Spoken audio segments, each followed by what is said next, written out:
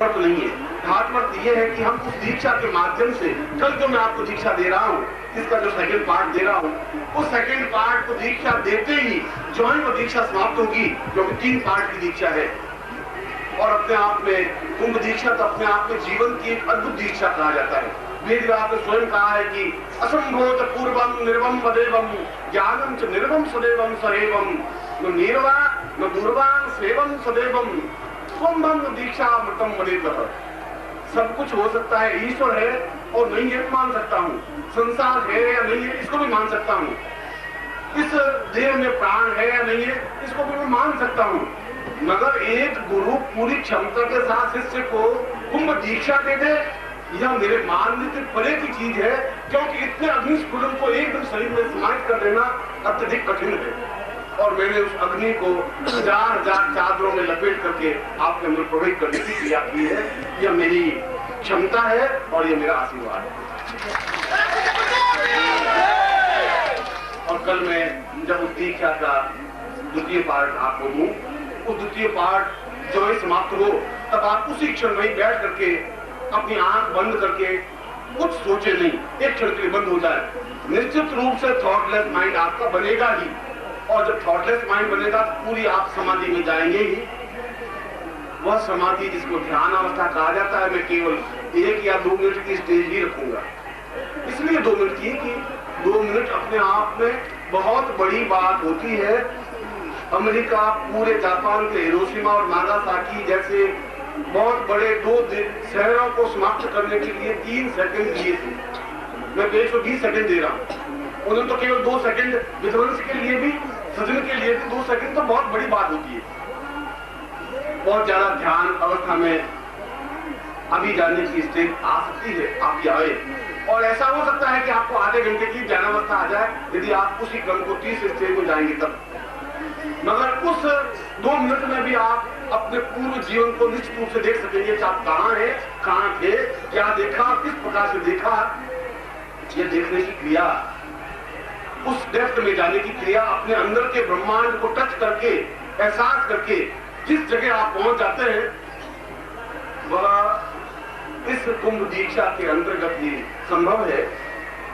निर्मोल जी उस कुंभ दीक्षा के बारे में, चिंतन के बारे में कल सुबह आपको समझाएंगे कि उसमें आपको किस प्रकार से करना है। मगर मैं चाहता हूं कि जिस प्रकार से आज सुबह उठ करके आपने जिस ध्यान के माध्यम से, जिस गुरु मंत्र के माध्यम से आपने पूर्ण तन्मयता के साथ मंत्र जाप किया, उसी मंत्र को कल भी जप करना है। ये हमारे 2 या 3, अब आपके पास 1 या 2 दिन है, आप उसको आनंद के साथ उसको देखें और अपने आप को उस जगह बनाए जहां आप सूक्ष्म बनकर के परसों के उन देवताओं को, ऋषियों को, योगियों को आप देख सके।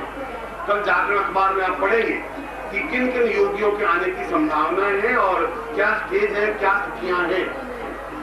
आप ही नहीं, यहाँ के प्रत्येक सन्यासी उन लोगों के दर्शन करने के लिए लालायित है, जगह है। अब किसके पास कितना रास्ता है और कौन कितना अहम के घोड़े पर सवार है, घोड़े पर सवार होकर के तो पैदल व्यक्ति को देखना संभव नहीं है। उसके लिए तो अत्यंत लघु होने की जरूरत है, और लघु होने के लिए अपने अंदर प्रवेश करने की जरूरत है।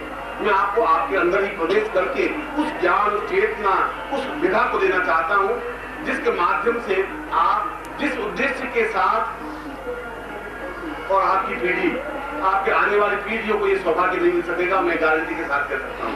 क्यों नहीं मिल सकेगा? मैंने गंगा के बारे में आपको चिंतन दिया। आज से 2000 वर्ष पहले यदि किसी ने ये कहा होता कि सरस्वती नदी लुप्त हो जाएगी, तो शायद उस समय को विश्वास करता नहीं। आज भी अगर मैं कह रहा हूँ कि बांध के पानी के माध्यम से यहाँ नदी में जल प्रवाहित किया जाता है, आप हरिद्वार में जाकर देख आ जाएंगे, दूर है ही हरिद्वार, देखिए क्या स्थिति होती है और क्या किया जाता है। यह उनकी मजबूरी है, और ये 5 साल बाद व्यवस्था हो जाएगी, नल के पानी को प्रवाहित करके आपको स्नान करा दिया जाएगा। हो सकता है गंगा नदी पवित्र रहे और ऐसा रहे, अगर यदि अभी से सावधान नहीं हुआ तो। इसलिए आने वाली पीढ़ी क्या देख पाएगी? जिस मैंने मानसरोवर को देखा है वो आज की पीढ़ी नहीं देख सकती।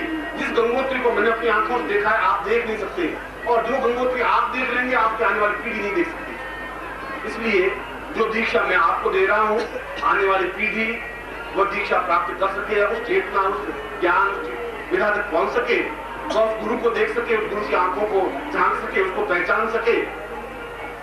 तो सोचता हूं कि कभी कभी आप में ऐसी क्षमता, ऐसी सद्बुद्धि, ऐसा चिंतन आए कि आपकी आंखों से वह सब कुछ आप देख सके जिसको गुरु कहा जाता है, जिसको ज्ञान चेतना कही जाती है, जिसको दिव्यता कही जाती है। और मैं आपको कल की दीक्षा इससे भी ज्यादा तीक्ष्ण है, मगर अत्यंत ही मधुर है, वो आनंद है। मैं आपको उस आनंद में प्रवेश करना चाहता हूँ। दिन भर जो आज आपने जो आनंद प्राप्त किया, वो आप करोड़ों रुपए खर्च करके प्राप्त नहीं कर सकते। अब यूं तो यदि एक मल के कीड़े को लेकर के आप एक्सपेरिमेंट करें कि जो मल का नाली का कीड़ा है वो जिंदा है बेचारा, और उस कीड़े को उठा के पानी से धो ले तभी वो जिंदा ही रहेगा, फिर आप उसको उठा के गुलाब के फूल पर रख दे, तुरंत मर जाएगा, क्योंकि उसको गुलाब की दुर्गंध सहन नहीं होती। वह उस नाली की सुगंध में अत्यधिक आनंद युक्त है, मधुर है। अब मैंने स्नान तो करवा करके अपनी तरफ से तो कोई प्रयत्न करने में कसर नहीं रख रहा हूं, मगर मैं किसी भी क्षण में, किसी भी हालात में, इस पूरे जीवन में आपको छोड़ने वाला नहीं हूं, ये तो गारंटी है।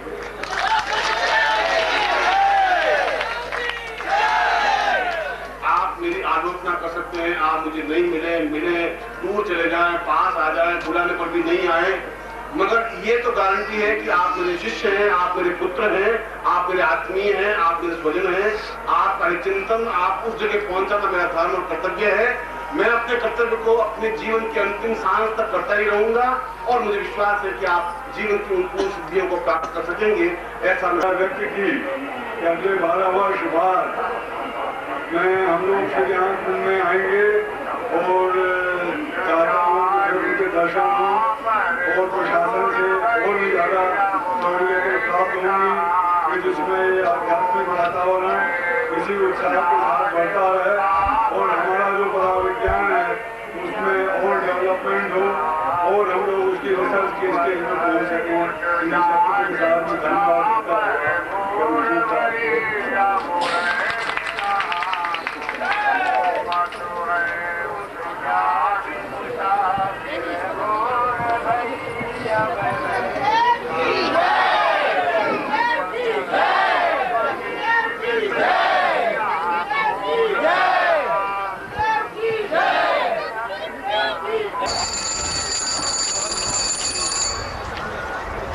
भागा ना हो।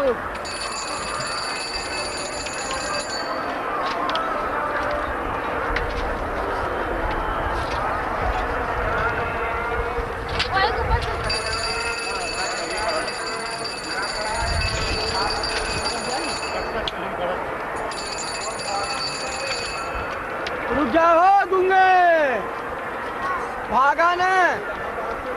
सद्गुरुदेव डॉक्टर नारायण दत्त श्रीमाली जी के दुर्लभ वीडियोस, पुस्तक, पत्रिका एवं साधना की निःशुल्क दीक्षा प्राप्त करने के लिए नीचे लिखे हुए नंबर पर वीरल पटेल जी को व्हाट्सएप पे अपना नाम और अपने शहर का नाम लिखकर भेजें। धन्यवाद।